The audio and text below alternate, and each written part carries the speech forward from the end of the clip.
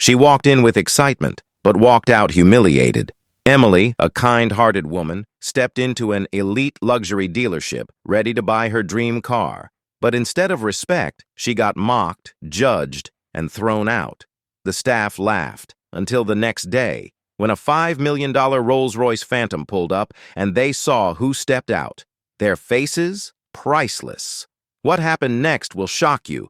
Stay till the end, because this story is one they never saw coming. Emily stepped into Elite Motors with a heart full of excitement. Today was the day. After years of hard work, careful planning, and countless sacrifices, she was finally ready to buy her dream car, a Rolls Royce.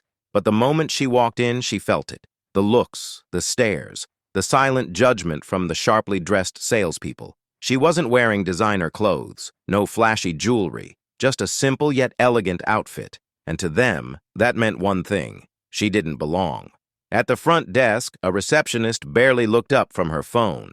Nearby, a few salesmen whispered, chuckled, and shook their heads. Emily ignored it.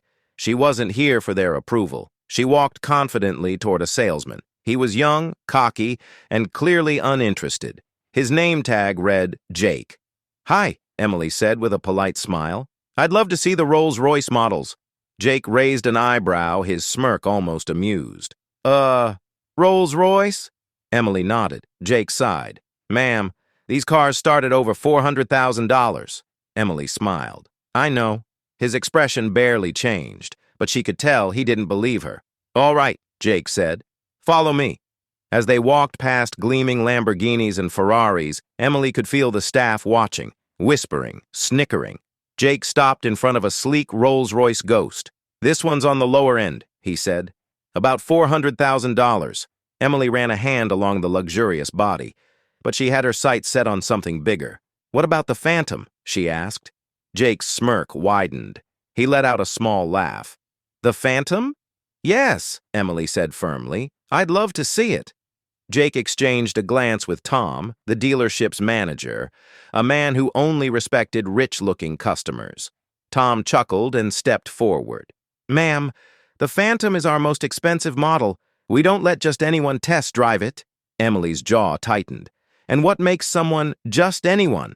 Tom shrugged. "Proof of funds." Emily crossed her arms. "I have the money." Tom gave a mocking smile. "Sure, ma'am." And then, with a wave of his hand, he called security. "I think it's best if you leave," he said casually. "This isn't a place for window shopping, the laughter, the humiliation." Emily's heart pounded, but she didn't argue. Instead, she glanced back one last time. Tom smirked, shaking his head. Like he had won. Big mistake. Because the next day, they were about to get the shock of their lives. The next morning, Elite Motors was alive with its usual high-end hustle and bustle. The showroom gleamed under the soft glow of crystal chandeliers, reflecting off the polished exteriors of luxury cars worth more than most people's homes. Wealthy clients strolled in, dressed in tailored suits and designer dresses, while eager salesmen hovered nearby, ready to pounce at the first sign of interest. The air was thick with the rich scent of fine leather and expensive cologne, a smell that screamed money. Tom, the dealership's slick and arrogant manager, leaned against his desk, sipping his overpriced espresso. He smirked as he watched his sales team work their usual tactics: flattery, exclusivity, the illusion of privilege. Business was good. No, business was great until it wasn't. A deep, thunderous engine roar cut through the hum of conversation. Heads turned toward the entrance as a shadow fell across the glass doors. Then, like a scene from a movie, a car rolled in. But not just any car. A Rolls Royce Phantom. But this wasn't the standard model. This was a masterpiece. A fully customized beast with a two-tone paint job, midnight black and royal blue, that shimmered under the lights. The grille was gold-plated, the Spirit of Ecstasy hood ornament polished to a blinding shine. Even among the elite cars in the showroom, this one stood out like a king among peasants. Silence fell. Conversations died mid-sentence. Even the salesmen froze, their practiced smiles slipping, because no one brought a car like this to a dealership. The driver's door opened. A man stepped out. Tall, broad-shouldered, dressed in a suit that probably cost more than Tom's monthly salary. He moved with the effortless confidence of someone who never had to prove anything to anyone. His presence alone made people instinctively step back, clearing a path without a single word being spoken. Tom's coffee cup nearly slipped from his fingers, because standing next to this man was her Emily, the same woman he had mocked, dismissed, and humiliated just yesterday. The woman he had sneered at, assuming she was just another window shopper wasting his time. The woman he had ordered security to escort out. Except now, she wasn't alone. And the man beside her? Her husband. Tom's stomach twisted into knots. His mouth went dry. His mind raced for excuses, explanations, anything to salvage the situation. But before he could even stutter out a greeting, Emily spoke first. "Oh, Tom," she said, her voice dripping with honey-sweet venom. "You remember me, don't you?" Tom forced a laugh, though it came out more like a nervous cough. "Ah, yes, Mrs. Carter," she corrected, tilting her head with a mocking smile. "Funny. You didn't seem interested in my name yesterday when you had security throw me out."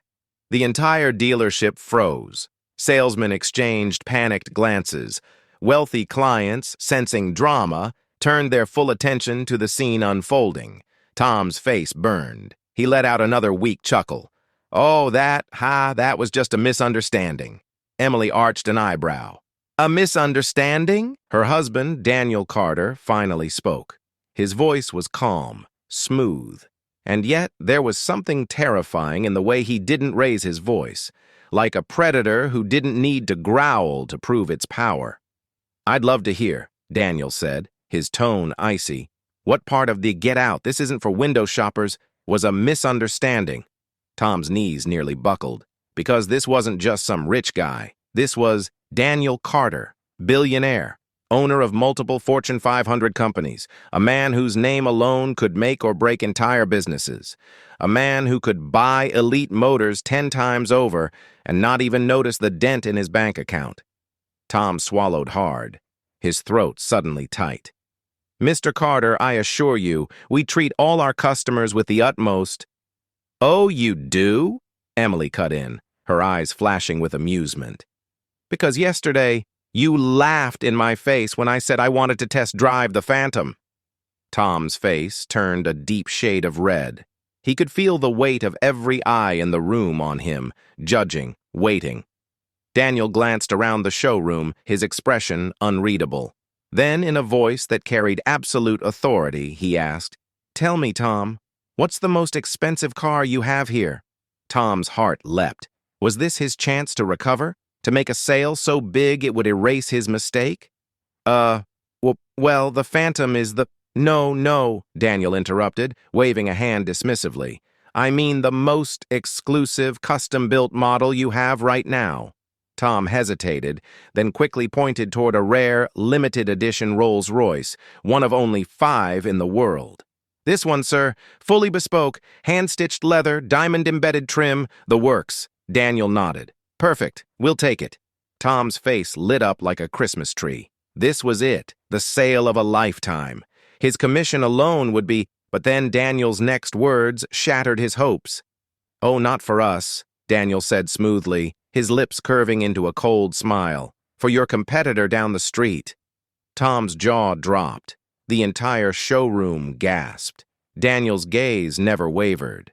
"I don't spend my money in places that disrespect my wife." A few salesmen actually clutched their chests, as if physically pained by the loss of such a sale. The wealthy clients whispered among themselves, some smirking, others shaking their heads in disbelief. Tom stood there, mouth opening and closing like a fish out of water. Emily smirked. "You know, Tom, yesterday I really wanted a Rolls Royce. But today," she glanced at her husband, her smile widening, "I think I'll let Daniel buy me 2. Daniel chuckled. "Why not? One for weekdays, one for weekends." The sheer destruction in Tom's eyes was priceless. But it wasn't over yet.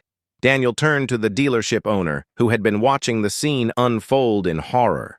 The man was pale, his hands trembling slightly. "I assume," Daniel said, his voice dangerously quiet. "You know what kind of damage a bad reputation can do to a business like this?" The owner nodded frantically, already sweating.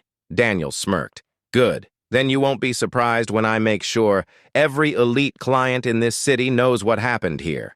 Tom's knees nearly gave out. His career was over, his reputation destroyed. Emily turned to Tom one last time, her smile sweet, but her eyes sharp as knives.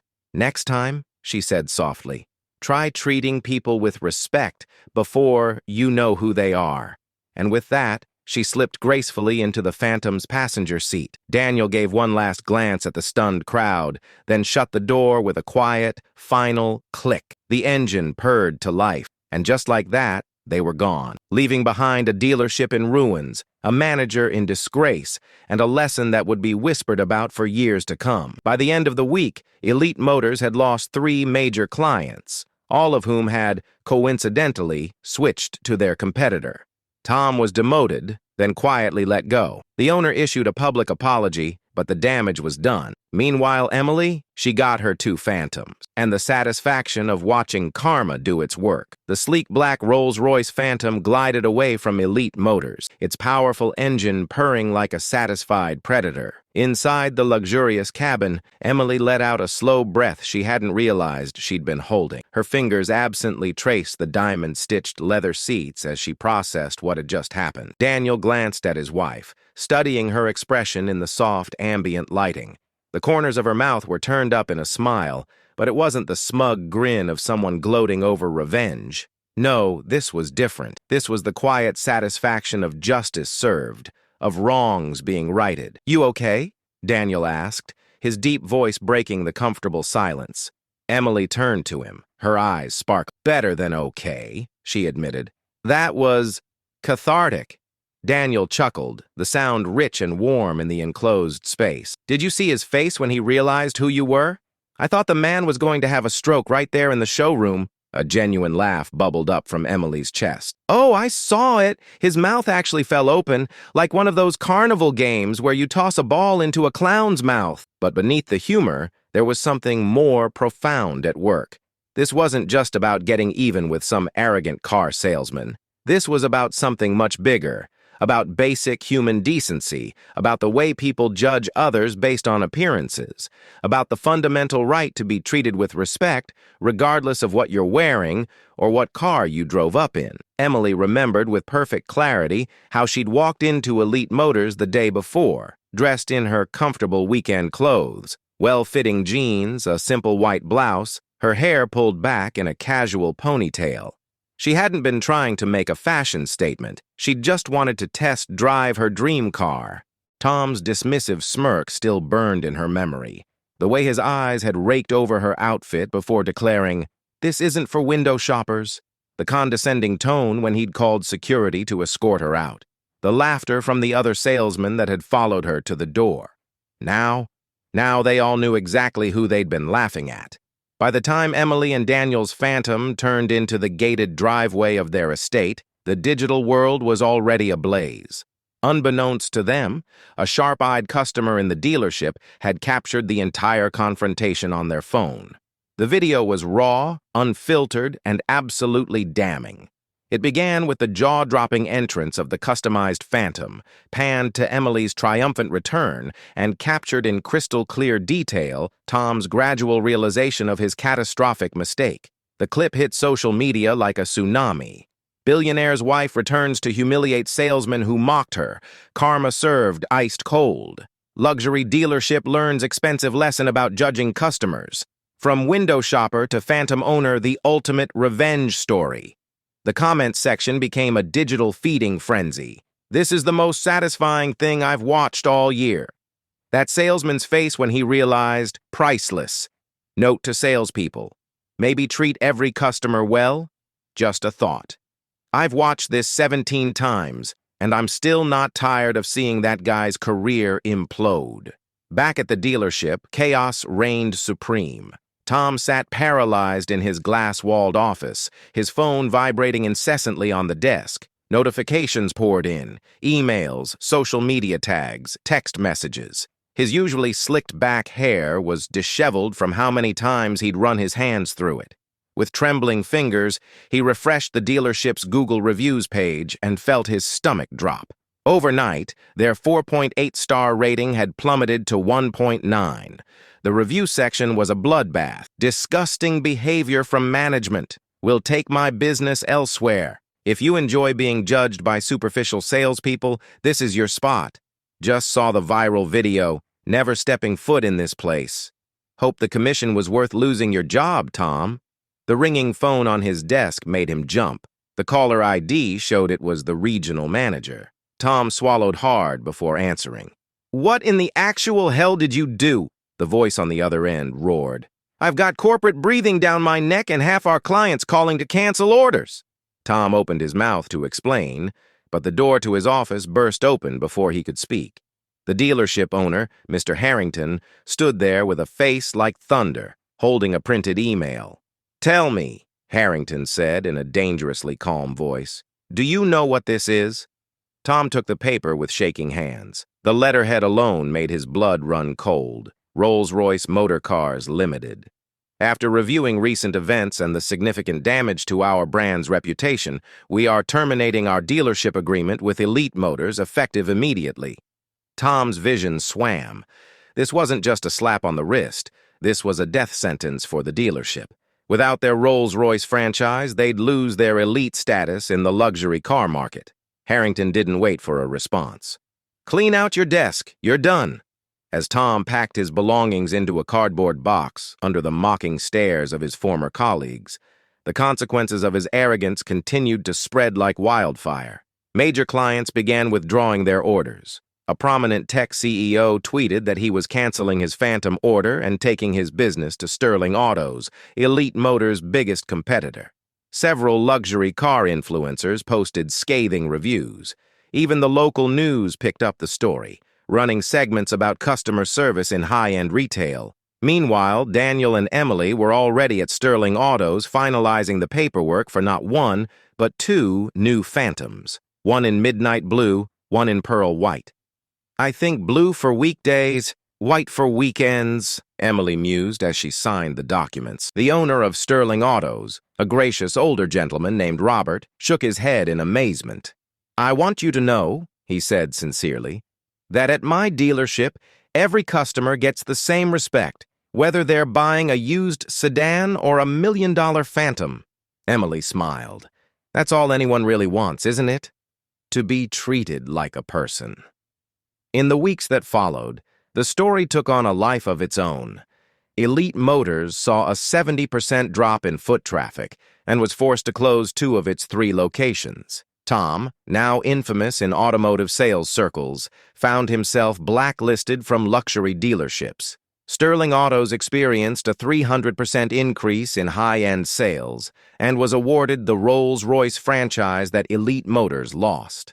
Emily donated one of her new Phantoms to a women's charity auction, stipulating that the funds go toward business education for underprivileged girls. At a charity gala months later, a reporter asked Emily if she felt any sympathy for Tom.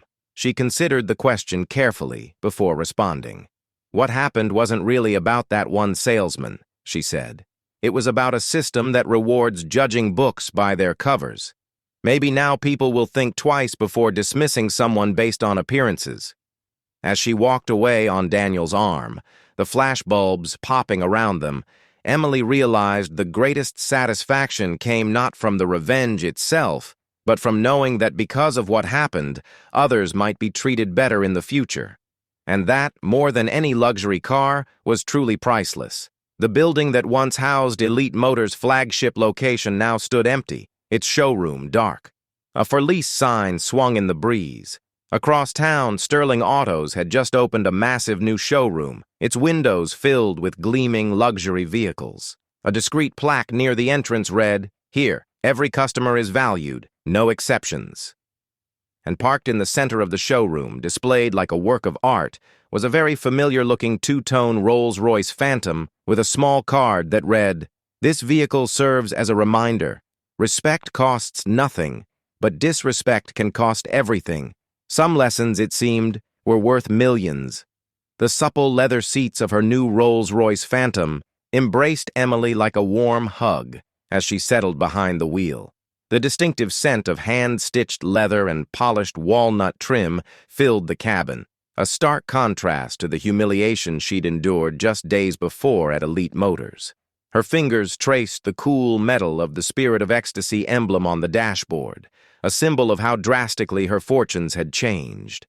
The engine purred to life with a refined growl as Emily reflected on the whirlwind of events. What began as a simple request for a test drive had snowballed into an international conversation about privilege, perception, and basic human decency.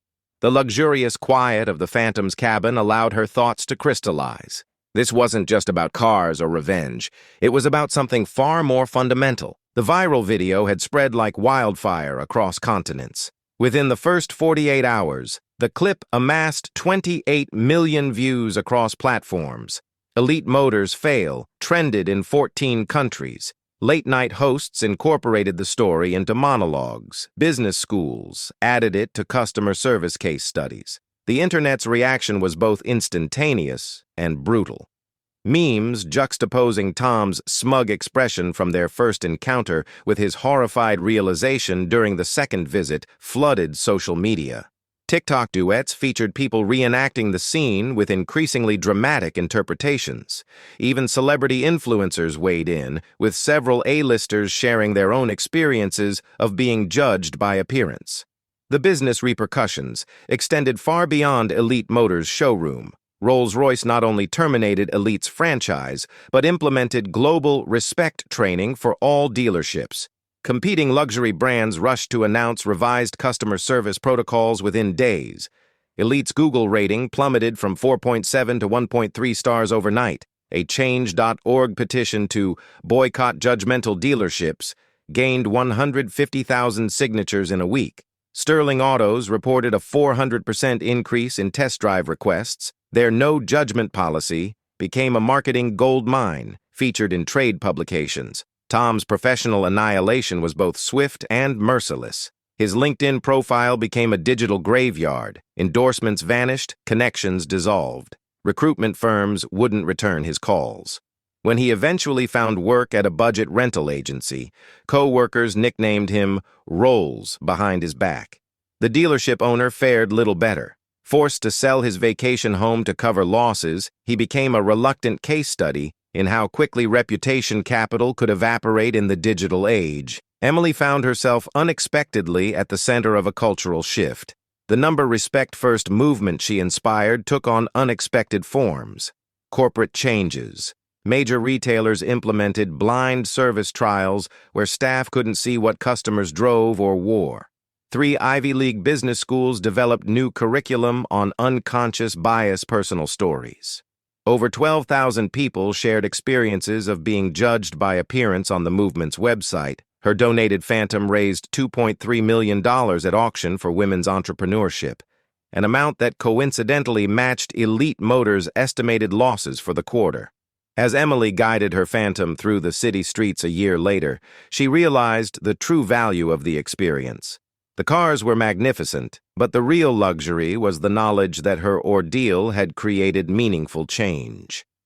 Industry analysts noted a 22% decrease in customer complaints about discriminatory treatment at luxury retailers. Sterling Autos' success proved that respect wasn't just ethical, it was profitable. And Tom? He'd reportedly moved into insurance sales, though he still crossed the street when he saw a Rolls-Royce approaching. The story continued to resonate months later. Luxury brands now routinely conducted mystery shopping with deliberately underdressed buyers. Automotive trade shows featured panels on inclusive customer service. Emily became a sought-after speaker at business conferences worldwide. The 2 Phantoms in her garage represented more than automotive excellence. They were bookends to a story that reminded the world true class has nothing to do with price tags and everything to do with how we treat one another. In the end, karma's ledger always balances with interest. As Emily parked her Phantom at a red light, she noticed a young sales associate at a luxury boutique helping an elderly woman in worn clothes with the same attention he'd give a celebrity. Catching Emily's eye through the window, he smiled and gave a knowing nod. That simple moment, that quiet understanding passing between strangers, was worth more than any revenge. It was proof that change was possible, one interaction at a time. The light turned green, and Emily drove forward, leaving more than just a dealership's reputation in her rearview mirror. She left behind a better way of doing business. Now, let me ask you something.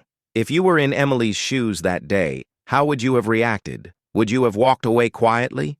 Or would you have stood your ground like she did? Because this story isn't just about one woman and a luxury dealership. It's about all of us. We live in a world where people are constantly judged by their appearance, their status, their background. And if this story teaches us anything, it's this. Respect should be given freely, not as a privilege reserved for a few. Now here's where you come in. You've seen what happens when people let arrogance guide them. You've watched how an entire business crumbled because of one person's ignorance. But this isn't just entertainment. This is a lesson. So here's what I want you to do. Make sure this message spreads. Share this story with someone who needs to hear it, whether it's a friend, a colleague, or even that one person in your life who still thinks success means looking down on others. Because the truth is, we all have the power to change the way the world works, one conversation at a time. Think about it. How many times have you seen someone treated unfairly because of how they looked? How often do we hear stories of people being judged by their clothes, their car, or the way they speak? It happens every single day, in ways big and small. But here's what most people don't realize. Every action we take, no matter how small, creates a ripple effect. Emily's story didn't just affect her. It didn't just affect Tom. It changed an entire business. It shook the internet. It made people stop and think about the way they treat others. And right now, as you're watching this, you have the power to do the same. Because at the end of the day, money fades. Status disappears. But character lasts forever. So if you believe that respect should be given to everyone, not just the wealthy, not just the powerful, but to everyone, then help spread that message. Hit that like button so more people see this. Leave a comment with your thoughts. Tell me, have you ever been judged unfairly? Have you ever seen something like this happen in real life? Let's make this a conversation, because the more people talk about it, the more we can change the way things work. And if you're ready to hear more stories that challenge the way we see the world, make sure to stay tuned. Because this is just the beginning. Respect costs nothing. But arrogance, that price is far too high.